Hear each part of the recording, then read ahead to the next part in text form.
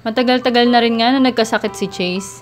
Naalala ko pa na nag-50-50 siya noon. Iyak ako ng iyak kasi sobrang sakit talaga sa pakiramdam na pagkatapos mong alagaan, mamamatay na lang. Kaya nga kahit walang-wala talaga ako noong time na yun, pinavet ko pa rin siya. Ginawa ko talaga lahat para gumaling siya at iniwasan ko na din na maulit pa yun kasi ang laking gastos talaga.